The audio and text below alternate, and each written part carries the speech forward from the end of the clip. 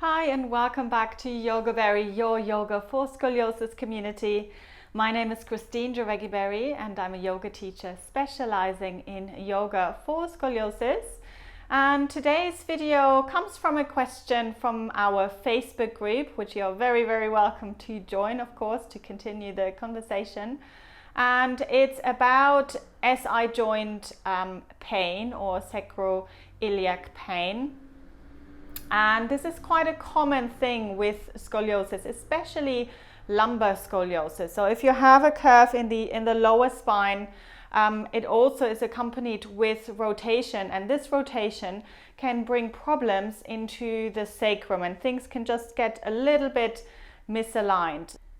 So if you do suffer from sacroiliac pain, it's very important that you get it checked out by a physiotherapist or by a chiropractor, and they can help you get it back into alignment.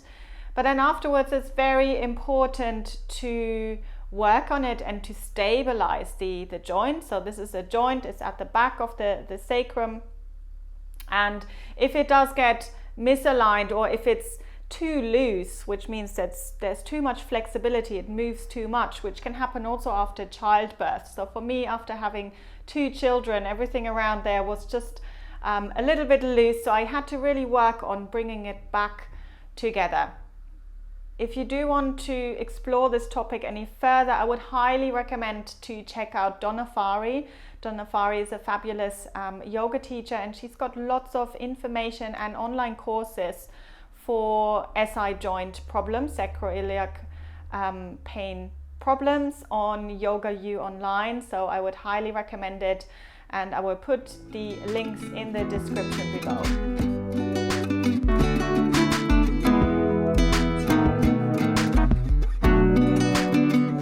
So we're going to start with some strengthening on the back, and you will need a yoga block and you will need a yoga belt for this. So come to lying down on your back, just in constructive resting position, have the feet flat on the ground. Just take a moment to get settled here and just kind of tilt your pelvis backwards and forwards a few times until you found that middle ground, until you found that place that is neutral. Neutral meaning there is a little bit of space underneath the lower back, so it's not completely flat in the ground. And then we're going to take hold of the block and put it to the inner thighs so that the inner thighs and knees are supported. And then have the feet as wide as the block apart. So this one is a yoga brick, so it's a little bit wider. So my feet are just a little bit wider than if you had one of the thinner foam blocks, but it doesn't really matter what you use. Good. So on your next exhale, we're going to squeeze the inner thighs into the block. And then on the inhale, release without dropping the block. So there's not that much to see, so you can just follow my voice if you're practicing alongside me. So on every exhale, squeezing the inner thighs into the block. And on the inhale, we're going to release. And we're going to do this to the count of 4. So exhale, 1, 2, 3, 4. And inhale, 1, 2, 3, 4. So every exhale, squeeze, 1, 2, 3, 4, and inhale, release, 1, 2, 3, 4. Good. So just notice which muscles are starting to work here.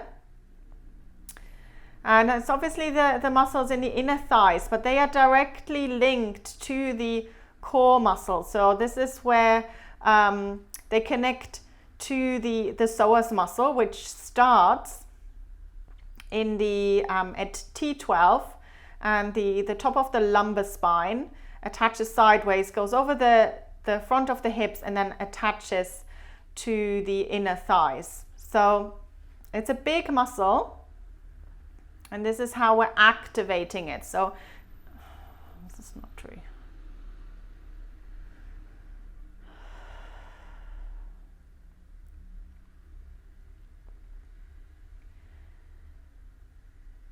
So just notice which muscles are starting to work. You will feel that the inner thighs are working.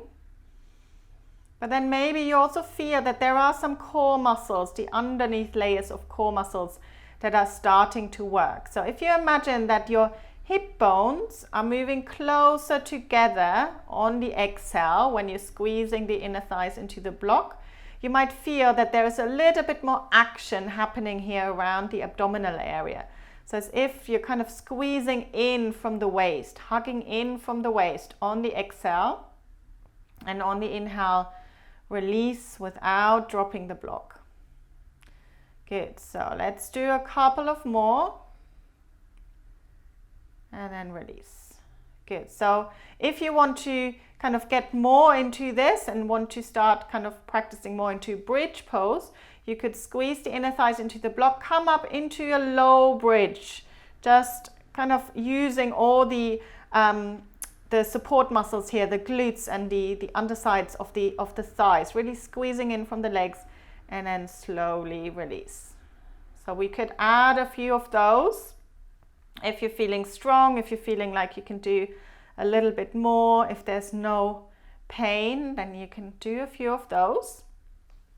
And then we're going to release and take hold of the belt. Good, so for this next one, so I've looped the belt here. And then I'm going to take it around the thighs. And then tighten the belt so that there is some resistance.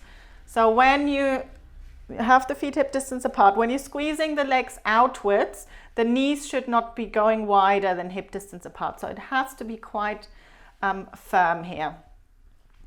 Good, so now we're doing the opposite. We're not squeezing the legs into each other, but we're squeezing outwards into the belt against that resistance. And if you have any pain around the SI joint, you might feel that this gives you a great relief because it brings everything back together. So again, to the count of 4, squeezing outwards. 1, 2, 3, 4, and inhale to release. Good, so keep going. Again, outwards, squeezing outwards. And then on the inhale, release. Good, so you have to experiment with these things a little bit. So some people find that really the squeezing inwards with the block is really, really useful, and some people feel that there's a really great relief when they squeeze the legs outwards. So try both and then see if one feels a little bit better than the other, and maybe you find them both quite useful. So I practice them both. So again, you could take this into a bridge pose, so squeezing the legs outwards, coming up into your bridge, very different sensation, and then slowly coming down.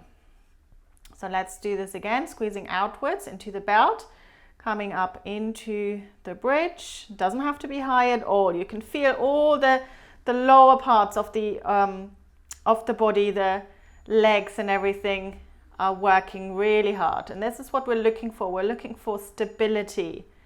We're not looking to stretch this area out at all until it feels better. And then you can start to kind of come into your pigeon pose and these things again. But until then, we're just working on strengthening. Good, so let's release, and I'm going to unravel from my belt here. And let's come up into sitting for a moment. Good, so there's 2 more exercises I want to show you because I find them very useful. And they are more kind of physio and Pilates exercises. And don't worry about this. I'm not cheating on yoga. I'm still a yoga teacher, but I mix it up with some exercises that I learned from Pilates, that I learned from physiotherapy. As long as you breathe, as long as you practice with awareness, it is still yoga. So we're going to do the clam. Let's come to lying down on the side. And I'm going to use my blanket as a cushion actually, as it's much more comfortable. So we're lying on the side and we have the heels kind of roughly in line with the hips. And you can either use the hand as a cushion, or I'm just going to use this very comfortable blanket here underneath. Good, and then just stack the hips on top of each other. So you don't want to kind of lean backwards, you don't want to lean forwards. So the knees are stacked, the hips are stacked. Good, and then from there we're keeping the feet together, but just lifting the top leg, lifting the knee off and then slowly coming back down. So this really exercises here, this region around there, the glutes. So inhale and then exhale, coming back down. So you don't have to go very high. If you go too high, you'll start to lean back, and that's not really what we want to do. So you can even kind of poke around this area a little bit and see if the muscles start to activate, if there's anything happening. So you do need to do a few repetitions to kind of start feeling this. So I do usually about 15 to 20, but if you're just starting out, maybe just start with 10 and then see how it goes. So inhale and then exhale. So you can see that I don't lift very high at all. If you do want to work a bit stronger, what you can do is you lift both feet first and then you lift the top knee. Inhale and exhale. Inhale and exhale. Good.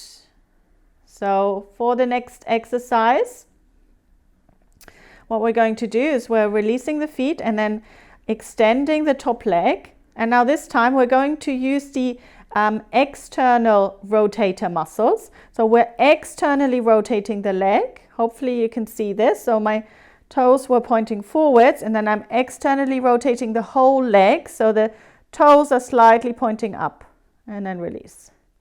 So inhale, rotating, and exhale to release. So I have found this extremely useful. It felt really, really good here at the back of my sacrum. And for me, this has been one of the most useful exercises. Good. So I'm just doing about 5 to 10 of these. And then let's release and we'll come over to the other side. So obviously with scoliosis, we know that there is a lot of imbalances. So one side might well be weaker than the other one. So we're just keeping an eye on this. I still do about the same amount on both sides because I feel that strengthening is important on both sides. But if you come across one of these imbalances, if you really feel that one side is a lot stronger than the other, then maybe do a little bit less on that side and more on the weaker side. Good. So let's do the clam to begin with. So stacking the hips on top of each other, heels in line with the hips, and then let's inhale, lift the top leg, and then exhale to lower. Inhale, and then exhale. Good. So we're going to do a few of those.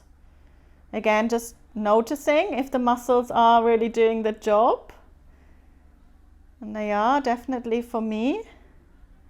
And if you do a lot of yoga, very classic yoga poses like pigeon pose, if you do a lot of downward dogs, if you do a lot of stretching, then you really need to mix it up with some of these exercises. So I'm going to do the second version with lifting the feet and then lifting the top knee. So all this stretching doesn't really help the SI joint, and for me it's also, I feel like it's the attachment of the hamstring sometimes gets a little bit overstretched. So that's when I like to do some of these strengthening exercises. Good. So let's release, and then we're extending the top leg. We're coming into the external rotation. So externally rotating the leg and then bring it back to neutral. Externally rotating and then back to neutral. Good. So let's do a few of those. Again, this is quite difficult. It's not a big movement, but it's very, very powerful, I find. Good. So let this be the last one and then release. Good. So obviously you can do these a lot longer and just kind of check however many you're able to do. In the beginning, you might work a little bit less and then you slowly start to build it up. I hope you find this useful. Again, do check out Donna Farhi's online course. Check out with a physiotherapist or chiropractor to see if there's anything they can do to realign this. And then there's a lot of kind of core work that you can do yourself to just keep everything in the right place. So I hope you enjoyed this. Feel free to leave me any comments. Don't forget to subscribe to my channel, and I'll see you soon for the next video.